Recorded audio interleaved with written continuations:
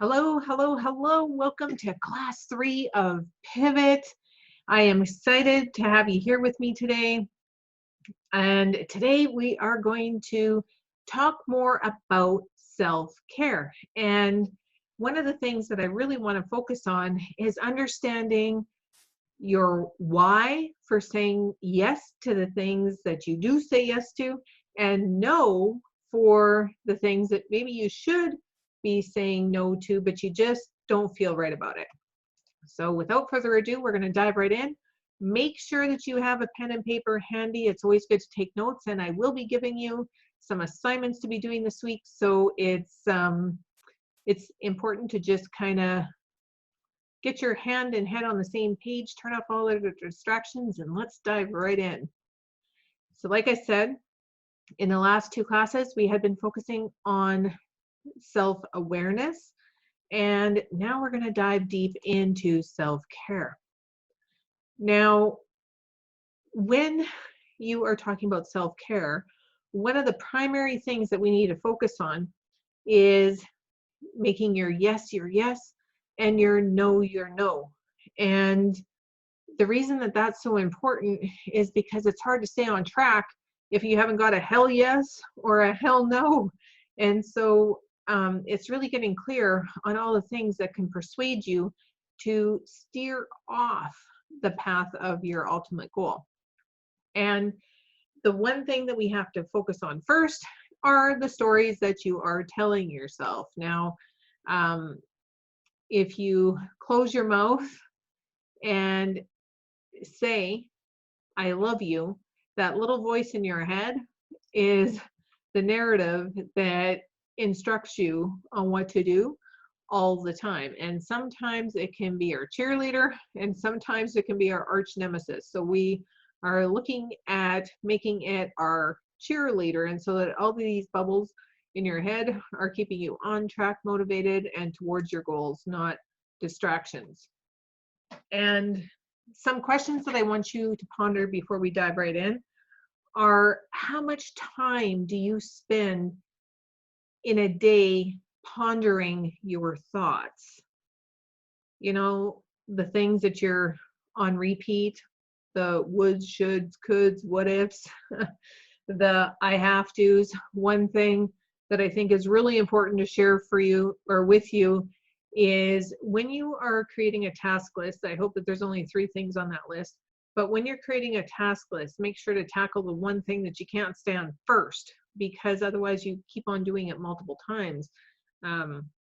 It's bad enough when you think about it once to put it onto the task list, and then you have to think about it again when you want to do it. And if you don't do it, then you have to think about it again and again and again and again, and it just wastes a ton of time. And pay attention to what those thoughts are. So I challenge you to journal this. If you have a thought, write it down, and then mark how many times it's coming up in a day. And it would be interesting to know how many years have you invested with that thought. A lot of times things may have changed a little bit, but the underlying source of that thought has usually been around for a while. So it's those things that it's time to figure out, right? And when I say it's been around for a long time, I mean, if there's something that you wanted to do in your 20s, is it something that you're still wanting to do a decade later, or 2 decades later, or 3 decades later? And if you're in your 20s, man, there's no better time to get started, get clear, and get going. Because when you don't tackle something that your heart really wants, it just keeps on showing up. I say it changes clothes and shows up again. So the grass is never greener until you follow your heart, and then the sky's the limit, right? Usually it's not. You can keep on going into the stars. It's all good. So it's important, like I said, to pay attention to the thoughts that you're pondering, get them down on a piece of paper, and let's get those things handled once and for all before you end up in the same water, different boat. That is a great song by Jimmy Erie, by the way. So today we have some golden rules that we're going to work through.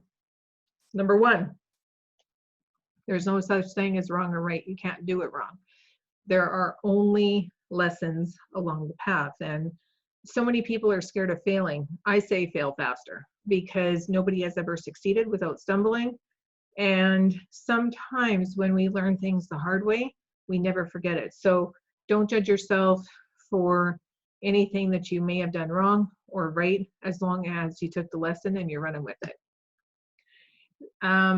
The other thing that I think is really important to pay attention to, you always want to choose decisions where you are feeling empowered and where you are empowering others. You never want to enable yourself or others. And what I mean by that is when I say empower, it means that you are doing the work and so that you understand the process and you are achieving your goal. When you try to do something for someone else without them learning the lesson, it's not teaching them anything.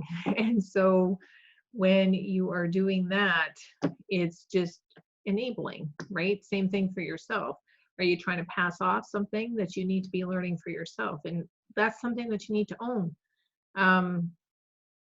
Sometimes saying no is the kind of thing that you can do, because if you have people that become reliant on you in a non-healthy, non-productive way, then what happens if A, you don't want to do it no more, or B, you can't do it anymore. So if you teach people how to be better, that is the better choice. And that's what I mean. You want to empower, never enable. And a lot of people enable when they feel the need to be needed or the need to be wanted. And that is a self-esteem issue. So teach, don't enable. You have to be clear of what your intentions are.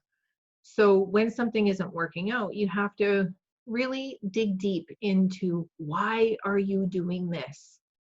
What's in it for you? What's in it for others? And when you figure out the source of that, your goals are easier to determine and achieve, because you will get really clear on your why.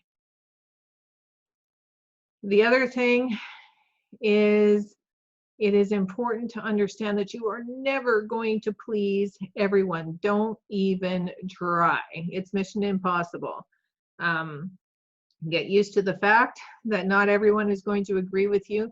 You could be Mother Teresa and somebody is going to freak out. So when you are doing anything, if somebody judges you, I recommend counting them, because if you start making an impact, there's going to be a lot of people judging you. The bigger the impact, the bigger the judgment, but there's likely more that will support you. You don't let the few get the vote. So what I'm saying is, when you go out and you start being visible, or you start contributing, or you start going towards your goals, you're going to meet resistance. But it is important to acknowledge the resistance and count it.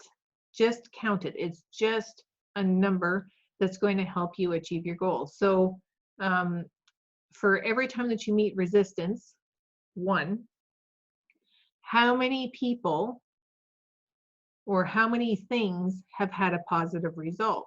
And if it's 100 to 1, then you know that when you get 2 things of resistance, that you have helped 200 people. And that's just how you have to focus on things, because otherwise, if you let the minority dictate your worth, you're going to freeze, and that doesn't help anyone. That's not even fair, right? So focus on the positive and just count the resistance. Don't give it a vote. Can we make that a deal? Okay. You have to make yourself a priority. And these are the critical questions that I want you to ask yourself. What is the dream in your heart? What are your vision and mission? You always have to connect with that, see it daily. When are you saying no? And when should you be saying yes? Why are you saying no? And why are you saying yes? So if you're saying no to your dream, why? What are the excuses attached to that? Because if you're not doing something towards your goal, it's an excuse. 100%. If you are saying yes, that are things that are taking you away from your goal, why are you saying yes? And when you dig underneath your no's and your yeses, you are going to get really clear on where you are putting yourself on the back burner. You're putting others ahead of you. But it is critical that you have to put yourself as a priority when it comes to self-care, because if you don't take care of you, there isn't anybody else that's going to, right? So make sure that you put yourself number one for self-care, and then say yes to the things that make you strong and no to the things that make you weak. Yes to the things that are taking you closer to your goals. No to the things that are taking you farther away. If at any point you go into saying yes to the things that are taking you away, why? Is it self-esteem? Is it self-sabotage? Is it fear of failure? Is it failure of success? Is it fear of judgment? What is the reason that you're not running towards your dream?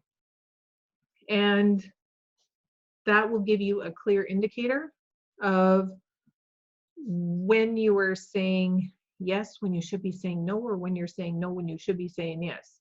Got it? Good. Once you have answered those critical questions, we're going to dive a little bit deeper and get clear on what is stopping you. What is stopping you? And is it real, or is it an excuse? And when I say it's an excuse, I say you have made the reason so real in your head that you have eliminated all other options. So when you see that reason of what is stopping you, instead of saying, I can't, I want you to say, how is this possible? How is this possible? And then just wait. You don't have to know what the answer is. You just have to know what you want, right? What is it that is enabling you? So where are you feeling comfortable? Where are you relying on others? Where are you giving away your power? And when you detect those things, you can take back your power. You can learn the lesson and you can take action. All of those things are going to get you to where you want to be. And then you have to decide, what is it that you're going to change? And when you get really honest with yourself, asking these questions, it is super powerful. It's life-changing. Now, there are 3 things that are impacted by this. Number 1 is your mental, how you think, emotional, how you feel, and physical is the ship that we're going to set sail with, right? But mental is the one thing that we have the most control over, and it is something that impacts both emotional and physical. Emotional also impacts mental and physical also impacts mental and emotional. So you can't really have one without the other, but mental is the one that we are talking about the most today, because emotional and physical, I'm telling you, I could have a whole course on each one of those. Emotional eating impacts the physical, right? And self-sabotage is in the physical. Food is fuel is in the physical. Movement is in the physical. If you take care of the physical, the emotional gets better. If you take care of the emotional, the thinking gets better. You see what I'm saying? So you can't segregate one of these because they're all very interconnected. But right now, we are focusing more on the mental aspect because there we have our conscious understanding. And when we have a conscious understanding, then we can make intentional changes in order to be able to improve our emotional and our physical. So the first thing I recommend is understand you. And the way that I recommend you do that is by taking a series of personality tests. This was one of the most eye-opening things for me ever. And there's lots that you can do free. You don't have to do paid personality tests. You can search on Google and there's a ton of them. And so 16 personality types, Myers-Briggs, that one is a great, great test. When I did this one a long time ago, I couldn't figure out why it was that I always felt misunderstood, or people thought that I was kidding. And then I realized that my personality type is an ENFJ, and so it's 1% of the population. Oh goodness. GEM test is actually a really fun one to do. I think there's somebody by the name of Danielle that does the GEM test, where it's ruby, sapphire, emerald, or pearl. It's the easiest one to kind of maneuver through. The DISC training or DISC personality type is also another one that you can look into. And Gary Chapman actually wrote a great book on personality types, and he called it the 5 love languages. And so all of those things help you understand yourself. And when you understand you, you can understand the different personality types, and so that you do realize there isn't a right, there isn't a wrong, there's just a different. And then when you get really clear on that, you're able to communicate better. It changes things up. But we're going to break it down into 4 groups today just to make things easier for me to explain before you do the work. So there's a group of the social people. And the social people, they're motivated by how they are perceived by others. They're go-givers and they're easily taken advantage of. So there's this kind of group that just are thrilled with giving. They probably give too much. They find it hard to receive. And then when their gas tank is empty, they feel depleted. So it's important when you're a social, the biggest challenge that you're going to have is figuring out that life is like breath. You have to breathe in and you breathe out. You can't always breathe in and you can't always breathe out, because life will balance. And if you are willing to give, somebody's going to come and they're going to take. The only problem is you can never give enough and they can never get enough. So being able to challenge yourself to receive, say thank you for compliments rather than making excuses or downplaying it. Being open to gifts rather than just giving. You have to understand that for as exciting as it is for you to give, in order for you to give, somebody has to be open to receive. So when you switch that around and be open to receive with a thank you, then you're going to be able to create more of a balance and your life will blossom. Now, there are the group with the ego. And in here, we've got the creators, the heroes, the musicians, or magicians, and they are willing to help others, but they have an agenda. So they have a plan that they want to achieve, and they know that they can't do it alone, and so they figure out a way to make it work. There's a reason. So they look like go-givers, but they have a self-serving agenda, and it's okay because they're able to get a lot of things done. Now, there are people that all that they want is freedom. And so they're the explorers, the outlaws, the jesters, and they appear to be really selfish and have little regard for others, but what they're really after is it's just extreme focus, and they don't want to be relied on. They just want to be able to do their thing, and that's how they have their freedom. The next ones are the ones that absolutely love order. They're the accountants of the world. Um, they're the sages, they're the rulers, and they need order and governance. Now, it is possible to have a bits of all of this. In fact, I encourage it, because when you have bits and pieces of all of these, there's balance. And in life, when you look at your circle, as I was explaining all of those things, it's probably going to be people that you think about in your life that fit into each one of these categories. And that's the balance. So we need all of these people. And when you learn how to work and communicate with each one of these, life becomes better, because there isn't a right, there isn't a wrong. It's just everybody has their superpower, and that's how they contribute. Now, for example, the go-givers, I mean, it would really suck if you had nobody to give to, right? It would also be very terrible if we didn't have people that were super focused on details and loving getting things in nitty-gritty order, organization, right?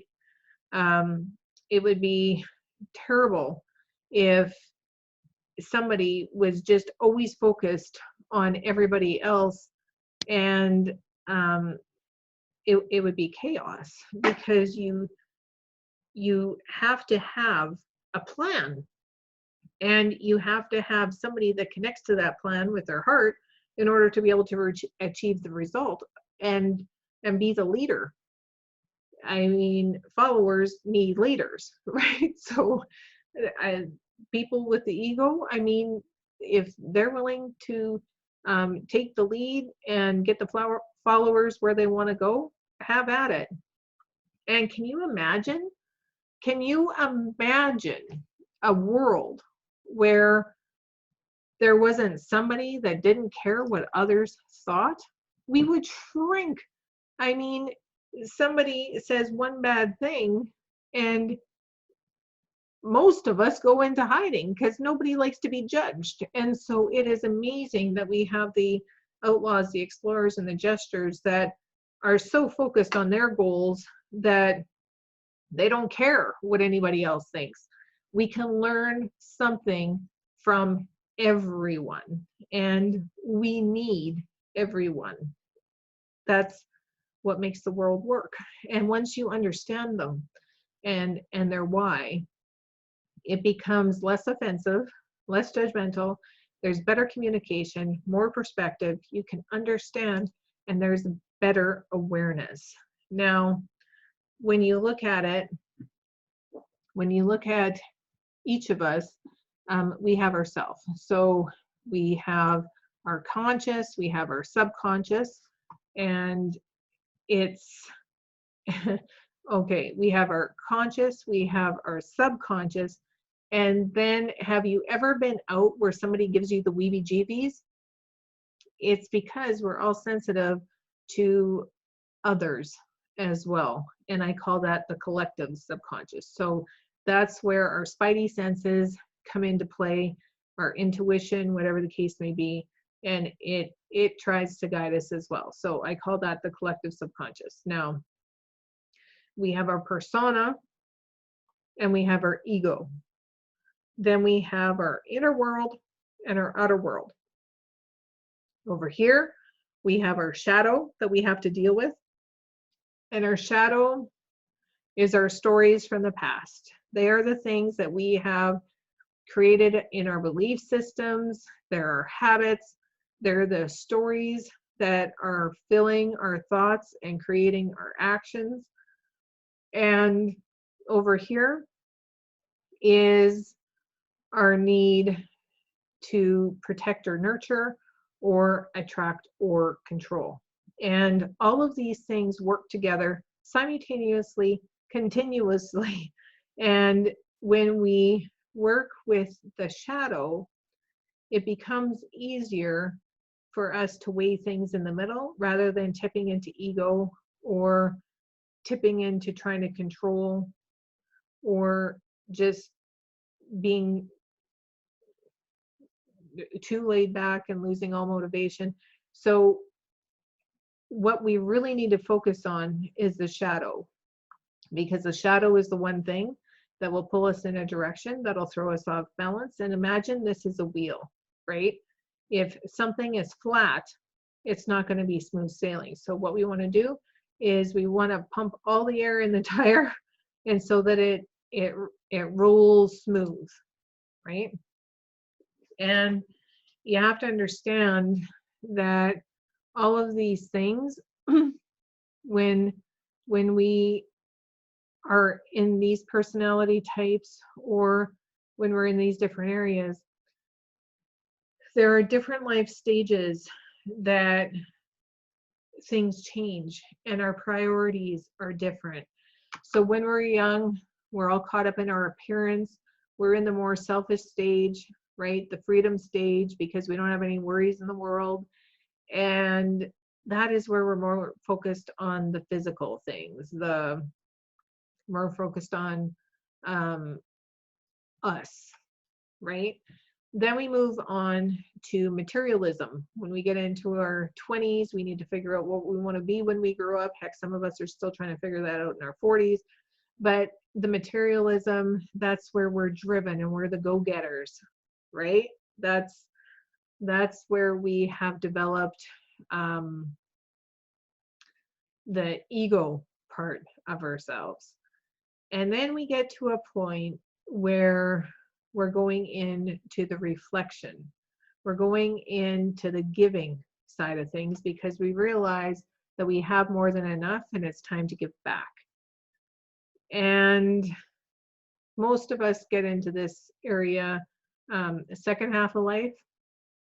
It's optional if you ever get into the enlightened. So for those that do the work, they're self-reflecting, they're digging deep, then you get to the place where these three things are understood, but they don't really matter. And you understand that everything, there is no right, there is no wrong. It's just a lesson. And life becomes observed rather than controlled. Make sense?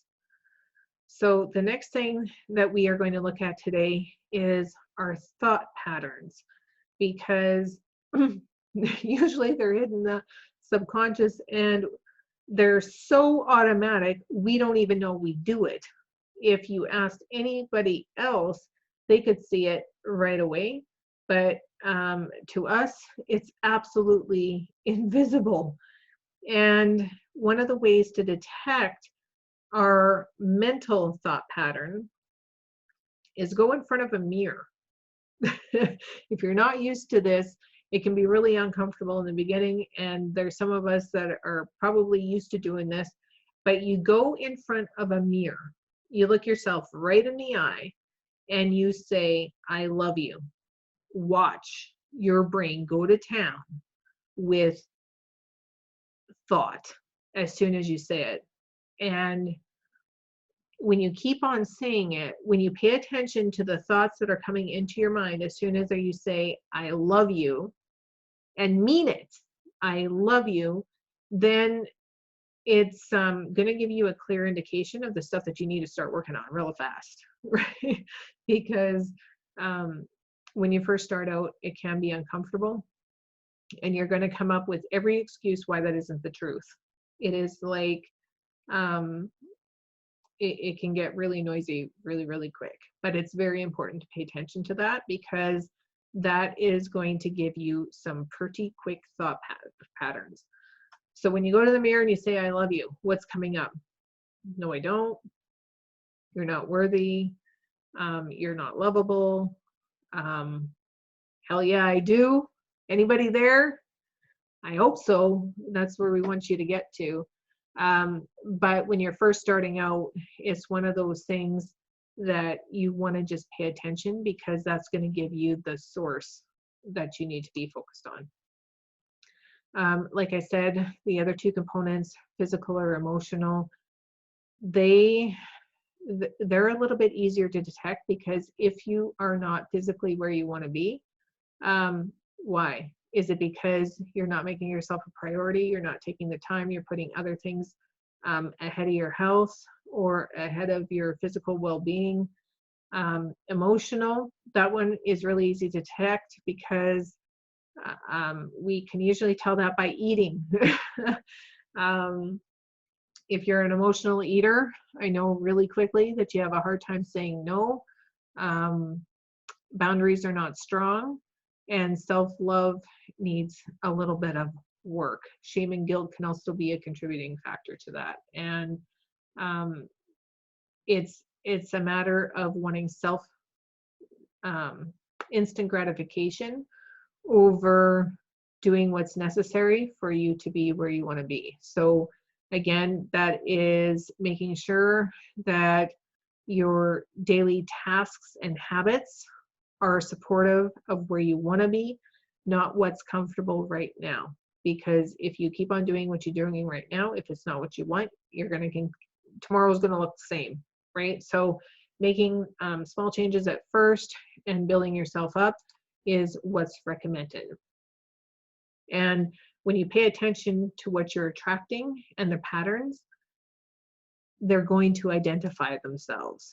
So if you have any questions, make sure to post those in the comments below. I'll be happy to answer them for you. And this week, the recommended assignment is going to be do at least 3 personality tests online. Figure out what is your comfort zone and what stretches you.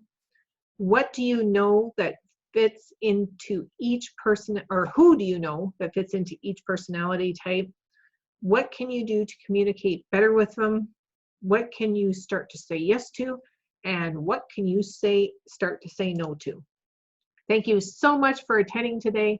I cannot wait to see how you guys do with this week's assignment.